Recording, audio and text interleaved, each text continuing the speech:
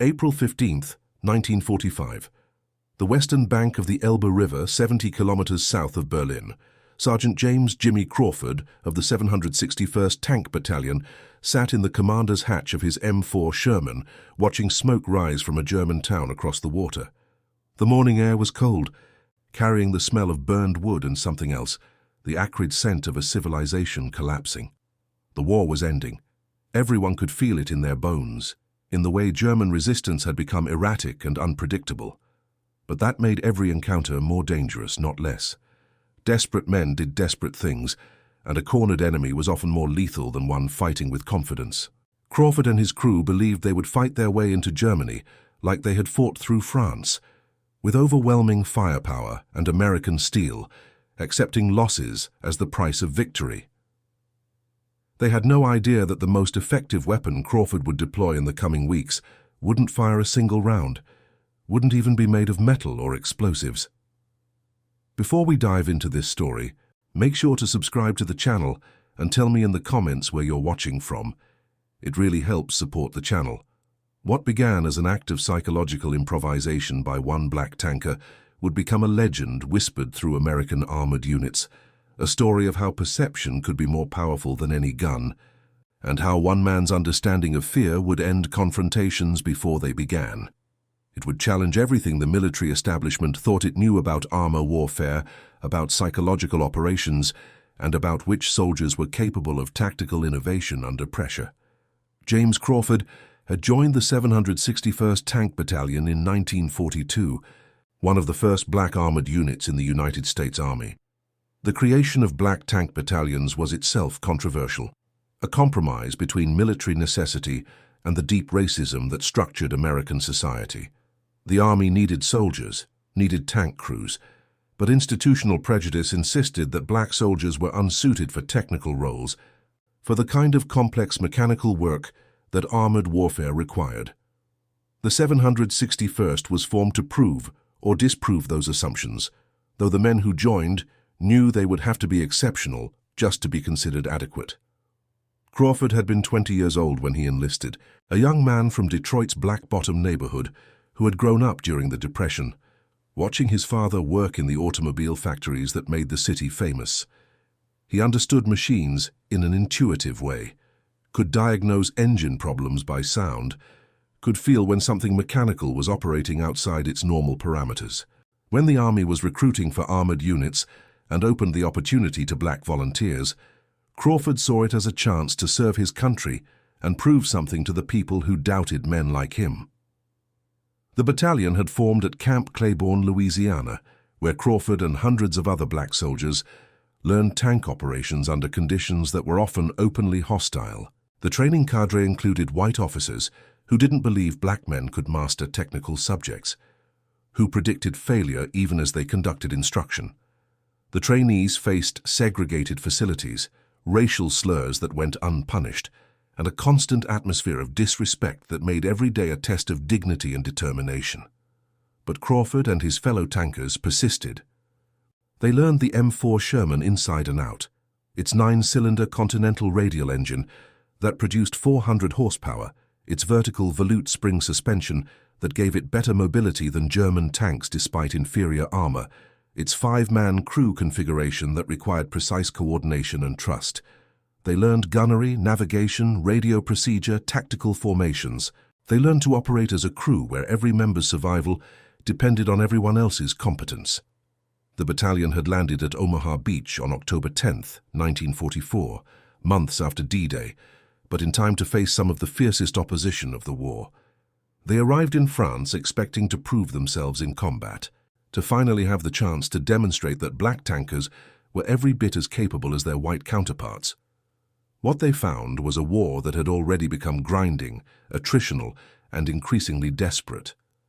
Their first major engagement came in November near the town of Morville-les-Vicq. Crawford's platoon had been assigned to support an infantry assault on German positions dug into a series of low hills.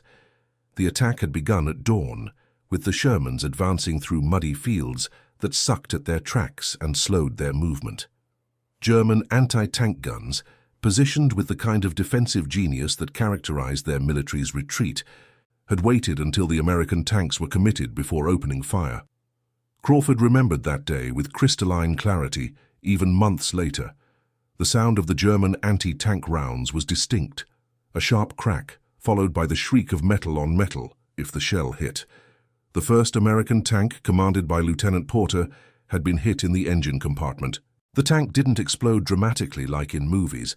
It simply stopped, smoke pouring from the rear deck as the crew scrambled out. The second tank, less lucky, took a hit to the turret ring that jammed the main gun and wounded the loader. Crawford's Sherman, third in the column, had veered left on instinct, putting a small rise between his tank and the German guns, long enough to identify the threat position. What followed was a brutal exchange that lasted 18 minutes and felt like hours. American artillery had eventually silenced the German anti-tank guns, but not before 3 Shermans were knocked out and 2 crew members were killed. Crawford's tank took 2 hits that penetrated the side armor, but miraculously missed all crew members, though the interior was suddenly filled with metal fragments and the smell of scorched paint and burned cordite. They survived, but Crawford learned something essential that day.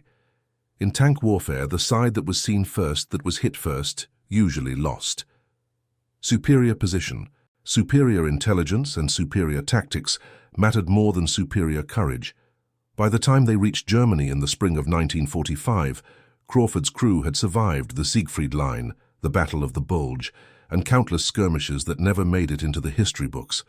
They had become a veteran crew in the truest sense, experienced, cautious, and deeply aware of their tank's limitations. Crawford's Sherman, which his crew had nicknamed Dark Horse after a combination of their skin color and their status as underdogs, bore the scars of 7 months of continuous combat. The tank's serial number was 3056721, and every component had been tested beyond its design specifications. The Sherman had consumed approximately 8,000 gallons of fuel since landing in France, enough to fill a small swimming pool. It had fired over 2,000 rounds of 75mm ammunition at targets ranging from German tanks to fortified buildings to machine gun positions. The main gun had been replaced once after the barrel wore out from constant firing. The tracks had been changed twice, worn through by the abrasive European terrain. The engine had been rebuilt once after taking shrapnel damage. Every square inch of the tank's surface showed the evidence of hard use: scratches from tree branches, dents from near-miss artillery, scorch marks from fires that had been extinguished before they became fatal. The tank weighed 33 tons fully loaded, with ammunition, fuel, crew, and personal equipment. It could reach a top speed of 38 kilometers per hour on roads, though rough terrain or mud could reduce that to a crawl. The armor was 76 millimeters thick at the front of the hull, 51 millimeters on the sides, less elsewhere. These measurements represented the Sherman's essential problem: adequate protection against some threats, inadequate against others. A German Panther's main gun could penetrate the Sherman's frontal armor from 2 kilometers away. A Tiger could do it from even farther. The Sherman's own gun struggled to penetrate heavy German armor even at close range, often requiring flanking maneuvers that exposed the American tank to return fire. The problem Crawford and every other Sherman commander faced was simple, mathematical, and terrifying. They were outgunned. German Panther and Tiger tanks could penetrate a Sherman's armor from over 2,000 meters away, while the Sherman's 75mm gun struggled to damage German heavy armor even at close range. The tactical implications were stark and deadly. In any long-range engagement, the German tank would score the first hit, and the first hit was usually decisive. American tankers had to get close, had to maneuver for flank shots, had to use terrain and smoke and desperate speed to offset their material disadvantage. American tankers had developed a dark joke that circulated through every armored unit. It took 5 Shermans to destroy 1 German heavy tank, 1 to draw fire, while the other 4 flanked. The first Sherman rarely survived. The joke was funny only because it was approximately true, based on actual combat loss ratios that were classified, but widely known among the men who faced those odds every day.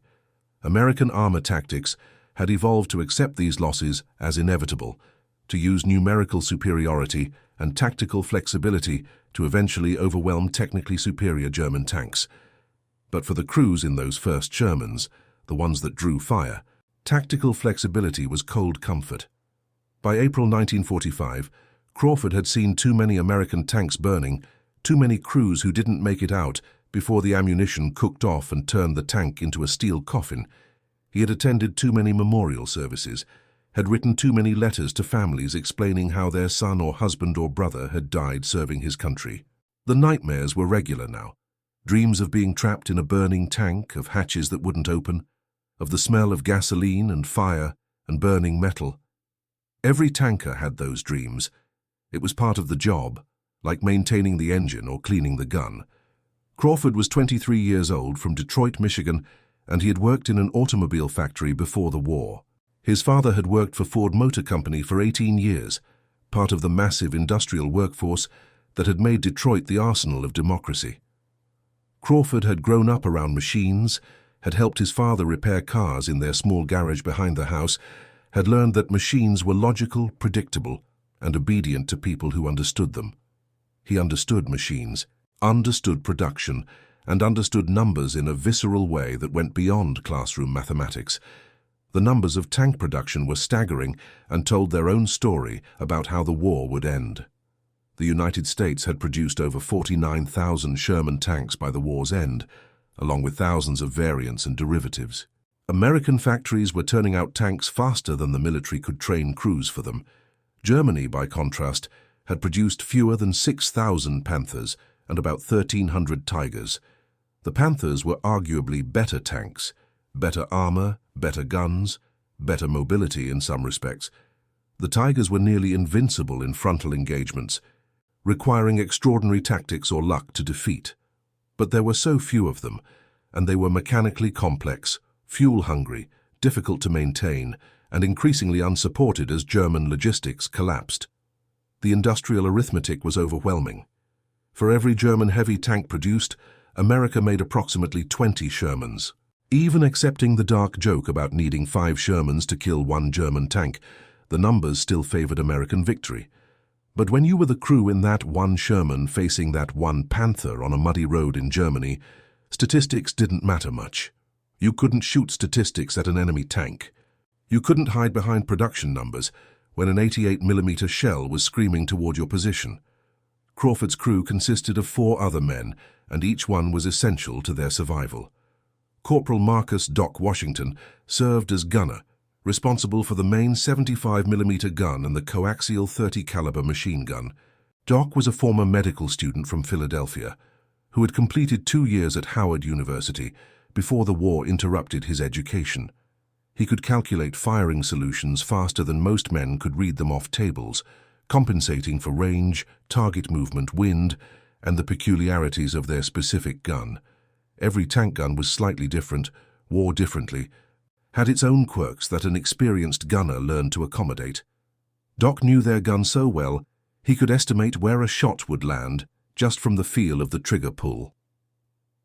Private First Class Thomas Reeves served as loader, the man responsible for feeding ammunition to the main gun. It was physically demanding work. Each 75mm shell weighed approximately 40 pounds, including the casing, and in combat, a good loader needed to maintain a rate of fire approaching 1 shot every 6 seconds. Reeves was from rural Georgia, had grown up on a farm doing manual labor that built the kind of endurance tank warfare required. He was strong enough to handle the shells all day without slowing, and experienced enough to select the right ammunition type without being told. Armor-piercing for enemy tanks, high explosive for fortifications, white phosphorus for smokescreens.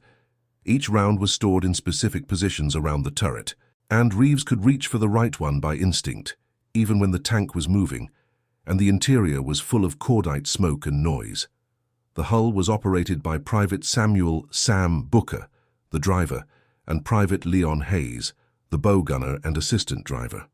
Booker was from Chicago's South Side, had grown up in the city's dense streets, and developed an almost supernatural sense for navigation and spatial awareness. He could read terrain like other men read newspapers, could identify the best paths through broken ground, could reverse the tank at full speed while looking through a tiny periscope. Good tank drivers kept their crews alive by putting the tank where it needed to be, by knowing when to advance and when to retreat, by understanding the tank's capabilities and limitations intimately. Booker was better than good. He was exceptional. Hayes, the bow gunner, came from New York City and had worked as a machinist before the war. He operated the bow-mounted .30 caliber machine gun and served as assistant driver, able to take over if Booker was wounded or exhausted. But his primary value was his eyes and his mechanical intuition. Hayes could spot threats before anyone else, could identify enemy positions from the smallest visual clues, and could diagnose mechanical problems from sounds or vibrations that others wouldn't notice.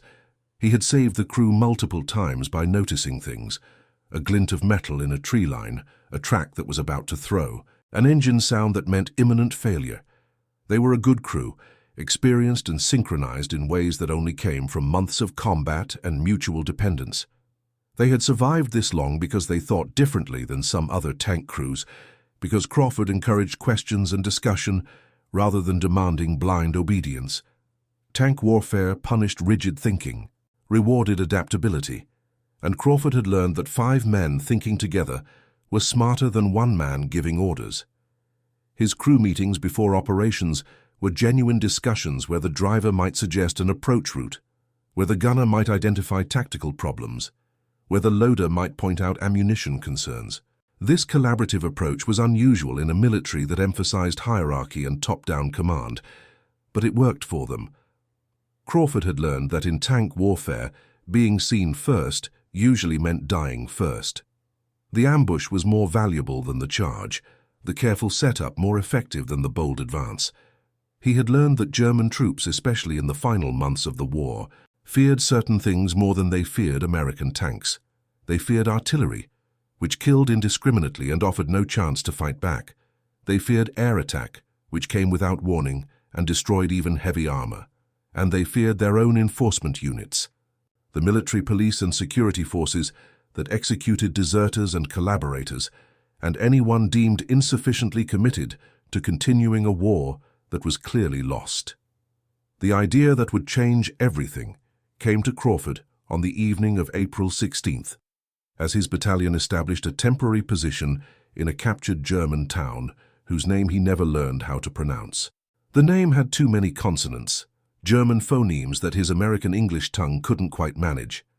The townspeople had fled before the American advance, joining the rivers of refugees that clogged every road in Germany that spring. They had left behind homes that still held all the ordinary objects of civilian life, tables set for meals never eaten, beds made for sleepers who had abandoned them, family photographs on walls showing happier times that seemed impossibly distant. Crawford was walking through an abandoned house, looking for a place his crew could sleep under a roof for once, instead of in or under the tank. 7 months of sleeping in the commander's seat or on the cold ground had made him perpetually exhausted. And the prospect of a real bed, even in an enemy's house, was almost overwhelming. The house was a modest 2-story structure, probably belonging to a shopkeeper or tradesman.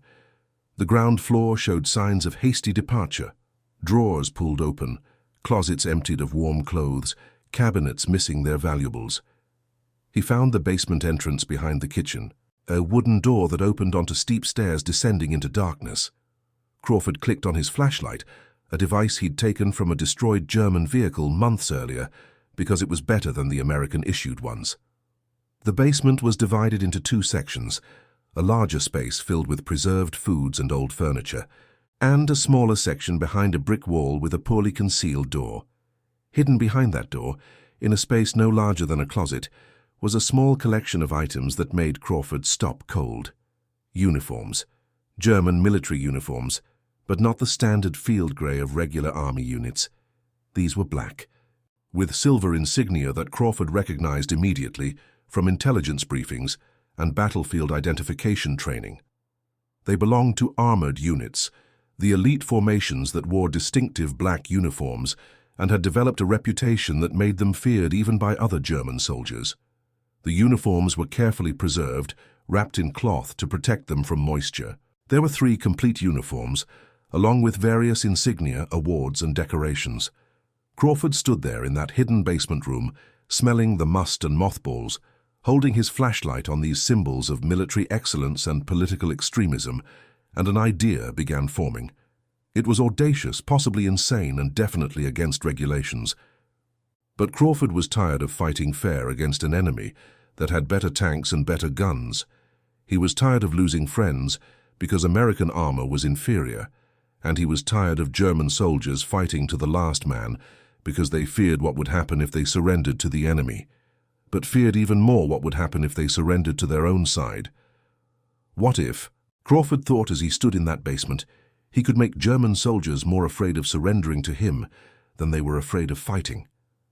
What if he could tap into the fear that already existed in their minds, the terror of their own enforcement units, and redirect that fear to serve his purposes? The psychology was subtle but powerful. German soldiers in April 1945 faced impossible choices. Surrendering to the Americans or British meant captivity, but also safety, food, medical care, and eventually going home when the war ended. But surrendering required making the decision to give up, to acknowledge defeat, to stop fighting for a cause they might still believe in or might simply be too afraid to abandon. And making that decision was dangerous because their own military police were everywhere, watching for desertion and defection, executing soldiers who showed insufficient will to continue. If Crawford could make his Sherman look like it might be operated by German crews, by units that had the authority and reputation to test loyalty, he might be able to freeze German soldiers in indecision long enough for them to rationalize surrender. They wouldn't be giving up to the enemy. They would be responding to what appeared to be one of their own formations, possibly in captured equipment, possibly testing them. And in that moment of confusion, surrender became psychologically easier, less shameful, more justifiable. Crawford gathered the uniforms and some of the insignia and brought them back to the tank. His crew was gathered around a small fire they'd built in a metal drum, heating rations and enjoying the simple pleasure of being warm and stationary. They looked up as Crawford approached, carrying his bundle, and their expressions showed immediate curiosity mixed with concern. When Crawford laid out the uniforms and explained his idea, the reaction was mixed. Doc Washington was the first to speak, his voice low and concerned, mindful that other American soldiers were nearby, and this conversation needed to remain private. "Jimmy," he said, "you want to paint what on our tank? You want to make us look like them?" Crawford sat down by the fire and laid it out simply. German soldiers, especially in these final weeks, were terrified of their own military police and certain elite units. Those units had a reputation, earned through years of harsh enforcement and brutal combat, that preceded them everywhere. Every German soldier knew the stories, knew what happened to deserters and defectors. What if, Crawford proposed, they made their Sherman look like it might belong to one of those feared formations? Not perfectly, not trying to fool anyone up close, but just enough to plant a seed of doubt, to make desperate German soldiers think twice about resisting, to give them an excuse to surrender that didn't feel like they were simply giving up. The psychological impact, Crawford argued, would be immediate and powerful. A Sherman tank was already intimidating to infantry, 33 tons of steel and firepower, nearly invincible to anything short of specialized anti-tank weapons. But a Sherman tank that German soldiers thought might be crewed by units from their own military, units known for testing loyalty and punishing weakness, that would be something entirely different. That would tap into fears that were deeper and more paralyzing than simple fear of combat. Leon Hayes raised the obvious objection, the one Crawford had anticipated. "We're black soldiers in the American army," he pointed out with his characteristic directness. "You think German troops are going to mistake us for their own elite units? We don't exactly look like them, Jimmy." Crawford smiled grimly. "They're not going to see us up close," he said. "They're going to see the markings from a distance, through binoculars or from behind cover. They're going to see a tank that looks like it might be one of their own that we captured, or they're going to see a tank with those markings and their mind is going to fill in the blanks with their worst fears. Human beings do that. We see what we expect to see, what we're afraid of seeing. And these German soldiers are afraid all the time now. The war is lost and they know it. Every decision they make might be their last. If we can give them an excuse to surrender, that doesn't feel like cowardice, they'll take it. Either way, we win." Sam Booker laughed, a sound without much humor. The laugh of a man who had seen too much to be shocked by unusual ideas. "So we're going to pretend to be the bad guys to scare the bad guys?" he asked. "That's your plan, Sergeant? That's what 7 months of combat has taught you?" "It's better than a fair fight," Crawford replied simply. "Fair fights get people hurt. I'm tired of fair fights."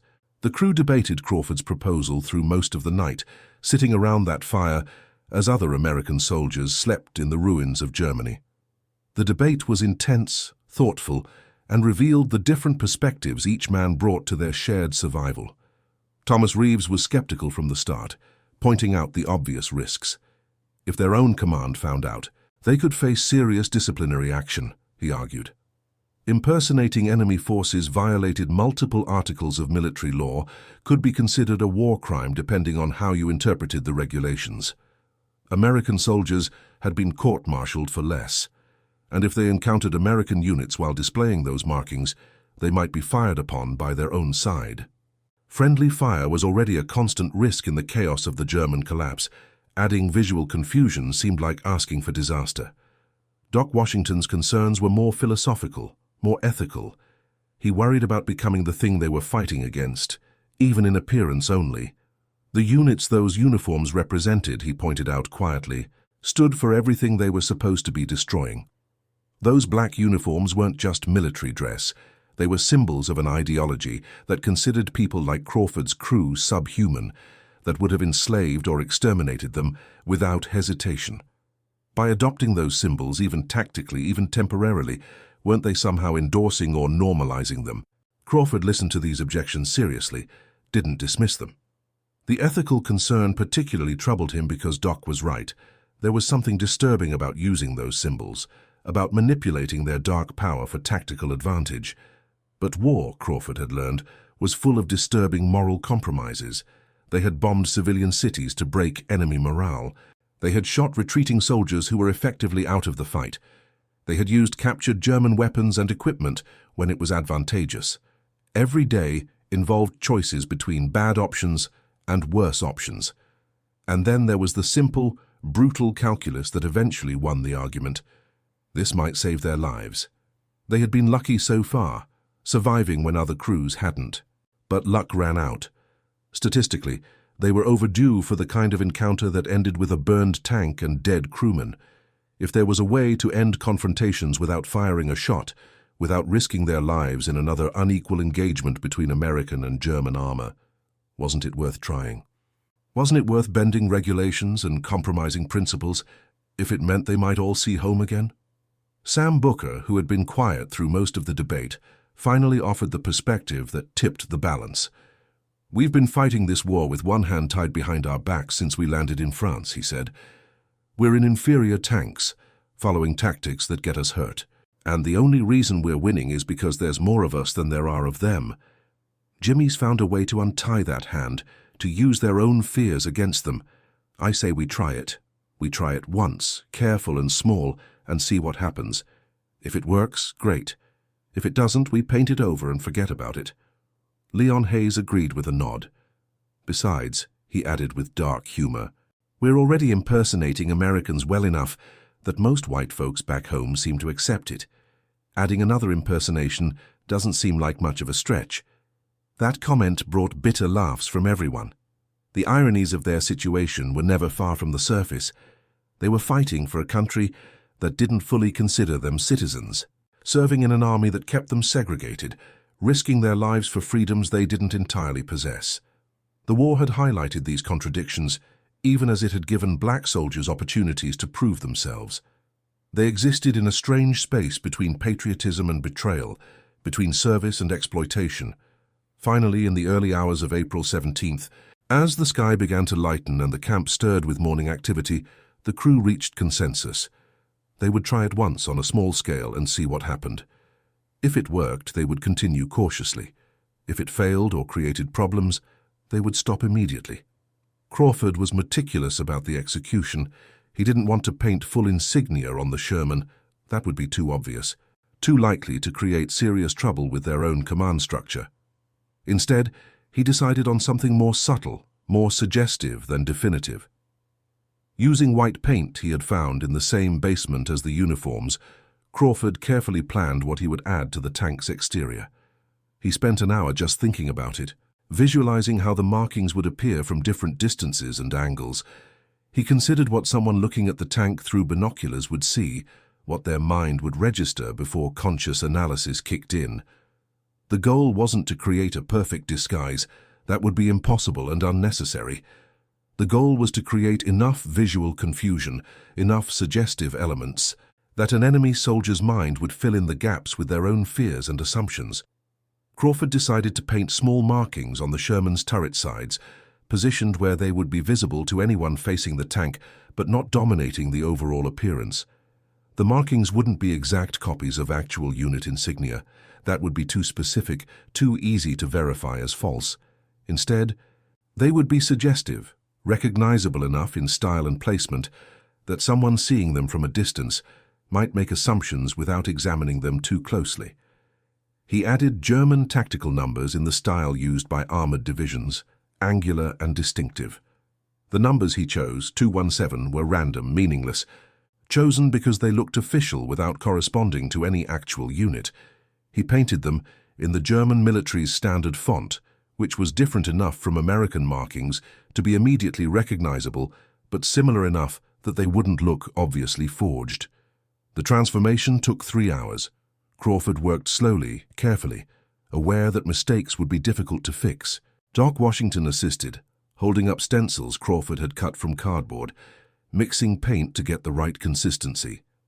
The other crew members kept watch, ready to explain what they were doing if any officer came by, though they'd decided to claim they were just touching up camouflage if questioned. The paint had to be applied in thin layers to avoid running. Each layer had to dry partially before the next was added. Crawford used a combination of brushes and improvised stamps to create clean lines and consistent lettering. He worked by touch as much as sight, his hands steady, despite having had almost no sleep.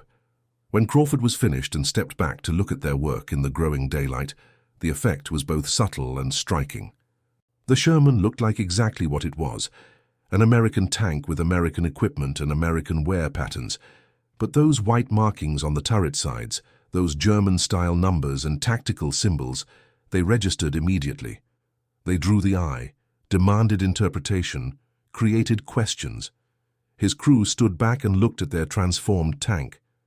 It was unsettling. Doc Washington said quietly, speaking for all of them. Seeing those markings on their own tank, knowing what they represented and what they were trying to invoke, felt profoundly wrong on a gut level. It felt like collaboration, like betrayal, even though they knew intellectually that it was just tactical deception. But it also felt powerful. Crawford had tapped into something primal and dangerous, the power of symbols, the weight of reputation, the way fear could be manufactured and deployed as effectively as any weapon. Those black uniforms, those distinctive insignia, they had power beyond their physical form. They represented violence, authority, ruthlessness. By adopting even a suggestion of that imagery, Crawford's Sherman had taken on a psychological weight that had nothing to do with its actual capabilities. They didn't have to wait long to test it. April 17th dawned grey and cold. The 761st Tank Battalion received orders to advance to a series of small towns that intelligence suggested were lightly defended. The German army was collapsing, but collapse was chaotic. Some units surrendered immediately, while others fought with desperate ferocity. There was no way to predict which you would encounter. Crawford's platoon, 4 Shermans, rolled out at 0800 hours. They moved through countryside that showed the scars of war, burned vehicles, abandoned equipment, foxholes that had been dug and then deserted. The towns on their route were small, agricultural communities that had been bypassed by the main American advance. The first town they approached was called Kleinfeld, population perhaps 300 before the war. As Crawford's Sherman led the platoon down the main road, he saw movement. German soldiers, perhaps 20 or 30, had established a hasty defensive position using overturned carts and farming equipment. They had an anti-tank weapon, a Panzerfaust single-shot rocket launcher, the infantryman's answer to armor. Crawford felt the familiar tension, the calculation of distances and angles. The Panzerfaust had a maximum range of about 60 meters in the hands of a trained user. At 100 meters, Crawford's Sherman was relatively safe, but advancing meant closing that distance, and one successful Panzerfaust hit could penetrate the Sherman's armor. Through his periscope, Crawford watched the German soldiers. They had seen the tank, were preparing to engage, but something was wrong with their body language. They were hesitating, conferring with each other. One soldier raised binoculars, looking directly at Crawford's Sherman. Then, something remarkable happened. The soldier with the binoculars lowered them slowly. He turned to his companions and said something Crawford couldn't hear. The other German soldiers looked at each other, their weapons lowered slightly. The man with the Panzerfaust set it down, and then, without a shot being fired, they stepped out from behind their barricade with their hands raised. Crawford couldn't believe it. His crew couldn't believe it.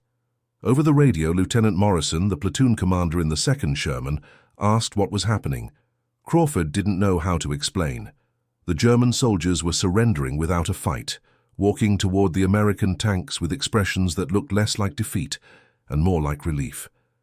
When the German soldiers were secured, when the town was cleared, Crawford dismounted and approached the interpreter attached to their unit, a sergeant named Klein who spoke fluent German. Crawford asked Klein to find out why those soldiers had surrendered so quickly. Klein questioned the Germans and then returned to Crawford with an expression of confusion mixed with amusement. "You're not going to believe this," Klein said. "They thought you were one of the special armored units. They saw the markings on your tank and thought you were German crews in a captured Sherman. They were terrified. One of them said they'd rather surrender to Americans than face their own people." Crawford felt something shift inside him. It had worked. The psychological gambit, the impossible bluff, had actually worked.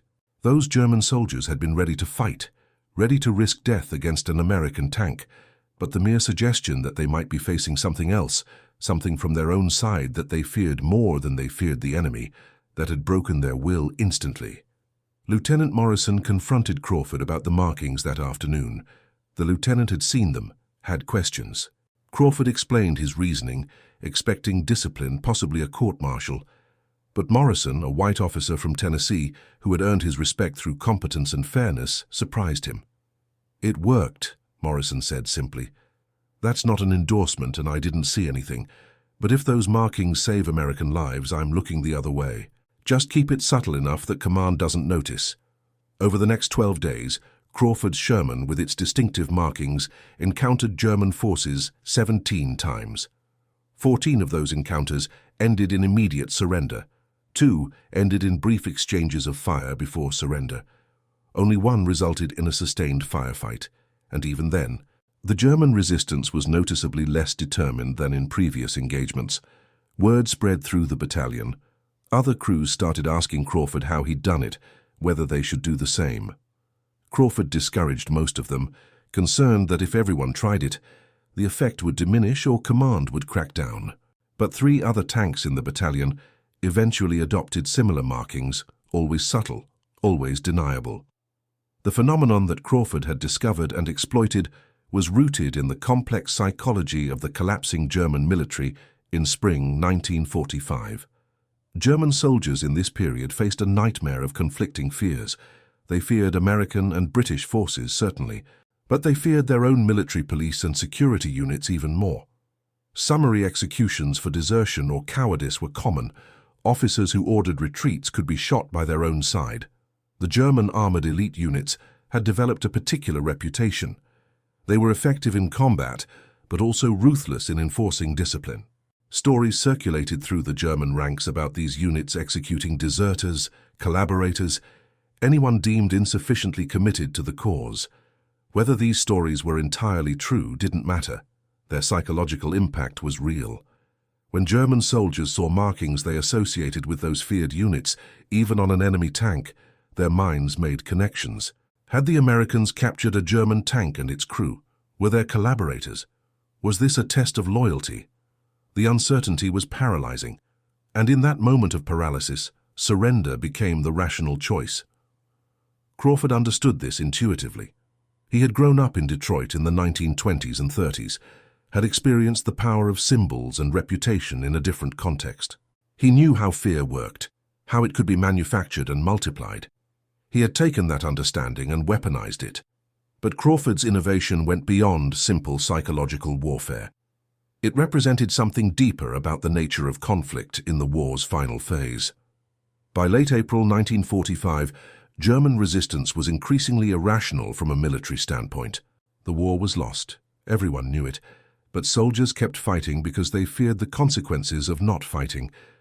Crawford's painted markings offered those soldiers a way out, a justification for surrender that didn't require them to admit defeat to the enemy. On April 23rd, Crawford's platoon entered a larger town, Mühlberg, which sat on a crucial crossroads. Intelligence suggested the town was defended by remnants of several German units, perhaps 200 soldiers total. The American battalion commander had expected a difficult fight requiring air support and artillery preparation. Crawford's Sherman led the advance, rolling down the main street with the other 3 marked tanks spread out behind. The town was quiet, eerily so. Crawford felt the familiar prickle of danger, the sense that eyes were watching from every window and doorway. Then, from the town square ahead, a white flag appeared. Not just one, several. German soldiers emerged from buildings, weapons down, hands visible. More followed, and more. Within 15 minutes, nearly the entire garrison had surrendered without a single shot fired. The American battalion commander, Colonel Hayes, no relation to Leon Hayes in Crawford's crew, was astounded. He had prepared for a day-long battle and instead received a bloodless victory. When he inspected the town and saw the marked Shermans, he called Crawford to his command post. Colonel Hayes was a career officer, professional and by the book. Crawford expected trouble. Instead, the colonel asked him a simple question. "How many American lives do you think this saved?" Crawford didn't know how to answer. Hayes continued, speaking quietly. "I should probably discipline you for this. It violates about 6 different regulations. But we're in the last weeks of the war. Every American boy who doesn't have to die taking some German town is a boy who goes home to his family. I don't know if what you've done is brilliant or crazy, probably both, but I'm not going to stop you." The colonel paused, then added something that Crawford would remember for the rest of his life. "You figured out something important, Sergeant. This war is ending, but wars are won in the mind as much as on the battlefield. You've gotten inside the enemy's head. That's worth more than all the armor in Europe." Crawford's innovation spread beyond his immediate unit. Intelligence officers heard about it, studied it. Psychological warfare specialists took note. In the final 3 weeks of the European War, several American armored units experimented with similar tactics, using captured German equipment and markings to create uncertainty and fear. But Crawford's story took on an additional significance that transcended tactical innovation. He was a black soldier in a segregated army, serving in a unit that faced discrimination both from the enemy and, sometimes, from their own side. The 761st Tank Battalion, like other black units, had to prove themselves constantly, had to be twice as good to receive half the recognition. What Crawford had accomplished was something no amount of official training could have produced. It required creativity, psychological insight, and an understanding of fear that came from lived experience. Crawford knew what it was like to be underestimated, to have people see the surface and make assumptions. He had turned that knowledge into a weapon more effective than any gun. Doc Washington, the gunner, reflected on this during a quiet moment on April 28th. The crew was parked in a field, waiting for fuel supplies, and Doc was writing a letter home to his family in Philadelphia. He looked up from his letter and said to Crawford, "You know what you've really done. You've proven that intelligence matters more than firepower. Every day of this war, people have assumed things about us because of how we look. You took that same principle and flipped it against the enemy." Crawford hadn't thought about it in exactly those terms, but Doc was right. The painted markings worked because they exploited assumptions and fears. They made German soldiers see what they expected to see, what they were afraid to see.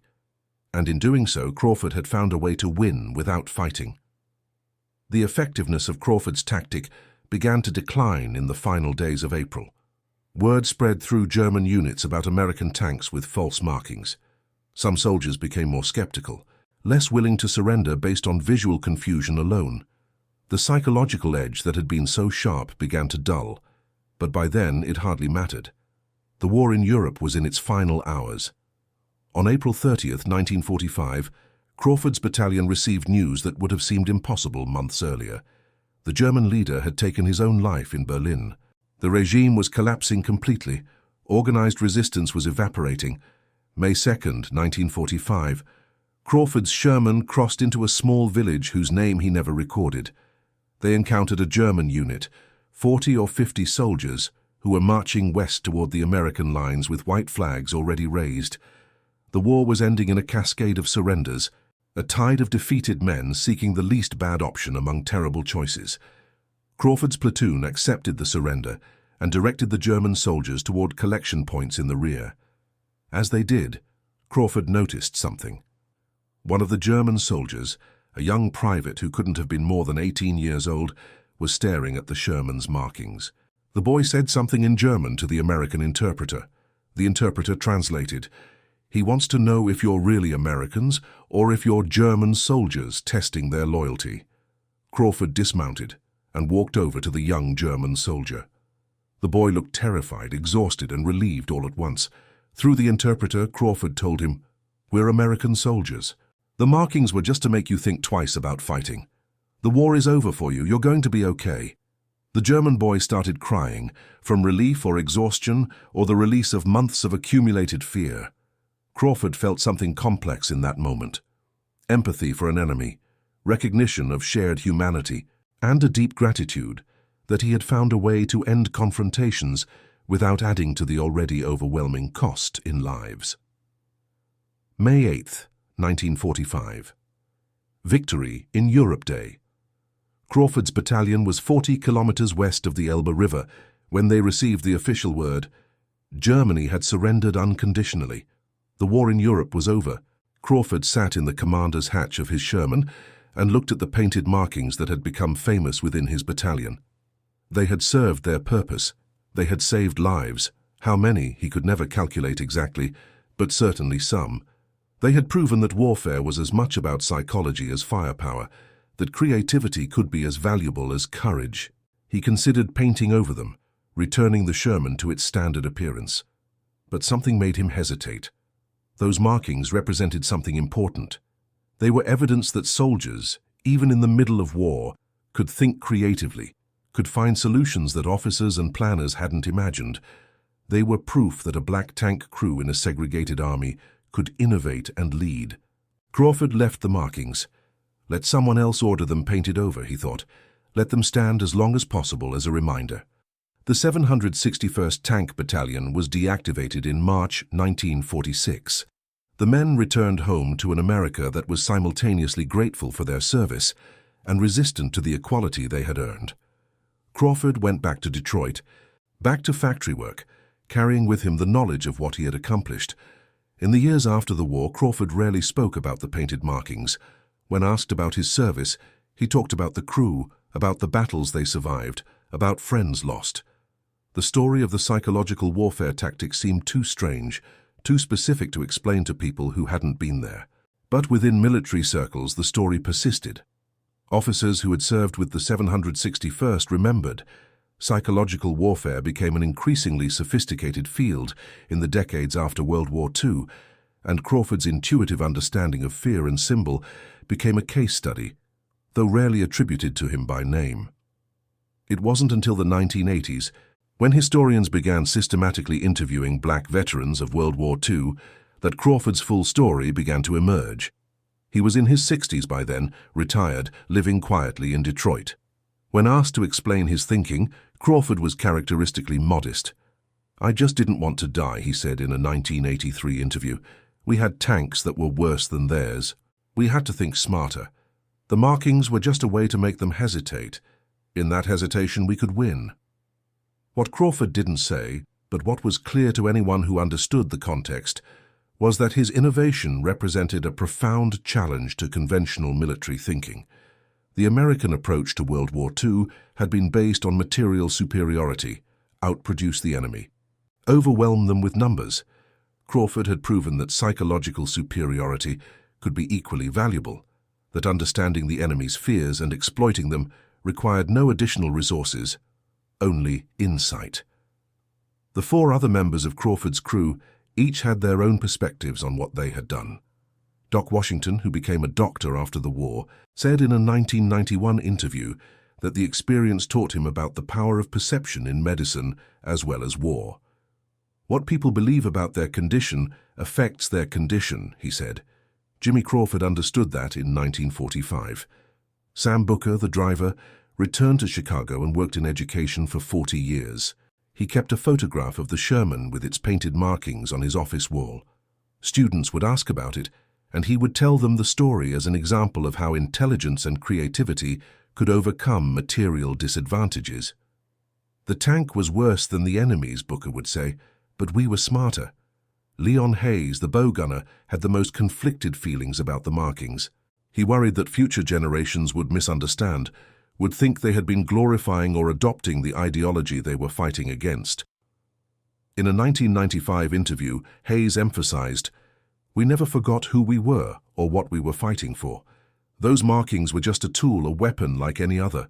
We were American soldiers, proud of that, and we were black soldiers. I'm proud of that too. Nothing we painted on that tank changed who we were." Thomas Reeves, the loader, died in 1972 before historians began documenting the story, but his daughter shared letters he had written home during the war. In one, dated May 5, 1945, Reeves wrote, "Jimmy came up with something that I think is going to be studied for a long time. He figured out how to make the enemy beat themselves. That's genius, pure and simple." The historical significance of Crawford's innovation extended beyond the immediate tactical success. It represented a moment when individual soldiers, operating with limited resources and facing superior enemy equipment, found a way to level the playing field through psychological insight. Military institutions tend to emphasize training, equipment, and doctrine. Crawford's story suggested that individual creativity and cultural understanding could be equally important. Moreover, Crawford's achievement highlighted the contributions of black soldiers in World War II, contributions that were often overlooked or minimized in immediate post-war histories. The 761st Tank Battalion and other black armored units had proven themselves in combat, but institutional racism ensured that their stories were marginalized. Crawford's psychological warfare innovation was exactly the kind of intellectual achievement that challenged racist assumptions about capability and leadership. The Sherman tank that Crawford commanded, serial number 3056721, survived the war. It was shipped back to the United States and eventually ended up in a military vehicle depot where it sat for decades. The painted markings had long since been painted over during post-war refurbishment. In the 1990s, when researchers tried to locate the specific tank for a museum exhibition on black contributions to World War II, the trail went cold. The Sherman had likely been scrapped or sold as surplus, its unique history unknown to whoever processed it. But photographs survived. Crawford's crew had taken pictures of their Sherman with its distinctive markings, pictures that had been confiscated or lost during the war, but were recovered years later when veterans donated their papers to archives. Those photographs became crucial historical documents, evidence of an extraordinary moment of tactical innovation. The broader lesson of Crawford's story emerged slowly. Military historians recognized that psychological warfare had been a consistent factor throughout World War II. Deception operations, propaganda, the strategic bombing campaigns designed to break civilian morale. But Crawford's approach was different. It was tactical, immediate, and emerged from ground-level understanding rather than strategic planning. It demonstrated that psychological warfare could be conducted by individual soldiers, not just by intelligence agencies and high commands. In 2003, 60 years after the events, the United States Army formally recognized the contributions of the 761st Tank Battalion. James Crawford, then 81 years old, attended the ceremony. When asked about the painted markings, he smiled and said something that captured the essential simplicity of his innovation. "Fear is a weapon. I just figured out how to aim it the right way." Crawford died in 2007 at age 85. His obituary in the Detroit Free Press mentioned his service in World War II, but didn't detail the story of the painted markings. That story lived on primarily in military history circles, in academic papers about psychological warfare, in case studies taught at officer training schools. But the core lesson of Crawford's innovation remained powerfully relevant. That in warfare, as in life, perception shapes reality. The German soldiers who surrendered to Crawford's Sherman did so not because of the tank's actual capabilities, which were unchanged, but because of what they believed those markings represented. Crawford had understood that in the chaos and fear of combat, symbols carried weight, that the enemy's imagination could be made into a weapon against them. The story of one black tanker painting fake markings on his Sherman and winning without a shot might seem like a small footnote in the vast history of World War II, but it represented something profound. That individual soldiers, even those marginalized by their own army, could think creatively under pressure and develop solutions that no manual anticipated. It showed that warfare is ultimately a human endeavor, decided as much by psychology and perception as by firepower and armor thickness. Crawford's innovation saved lives, American lives certainly, but also German lives. Every surrender negotiated without violence was a battle avoided, casualties prevented. In the final chaotic weeks of a war whose outcome was no longer in doubt, Crawford found a way to accelerate the inevitable without adding to the already staggering death toll. The painted markings were a weapon that never fired, armor that was made of nothing but psychology and symbol.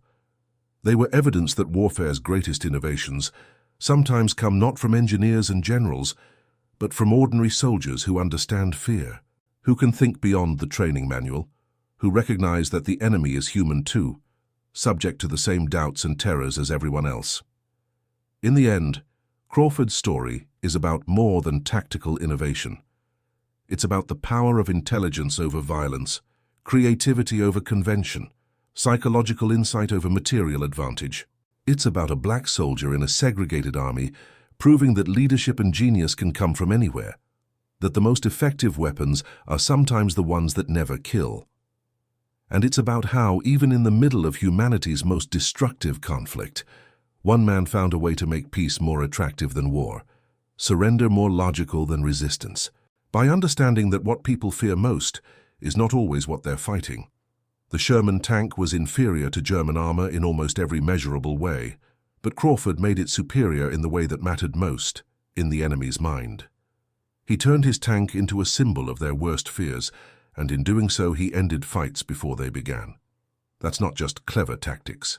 That's understanding warfare at its most fundamental level, recognizing that every battle is ultimately won or lost in the human heart. And that concludes our story. If you made it this far, please share your thoughts in the comments. What part of this historical account surprised you most? Don't forget to subscribe for more untold stories from World War II, and check out the video on screen for another incredible tale from history. Until next time.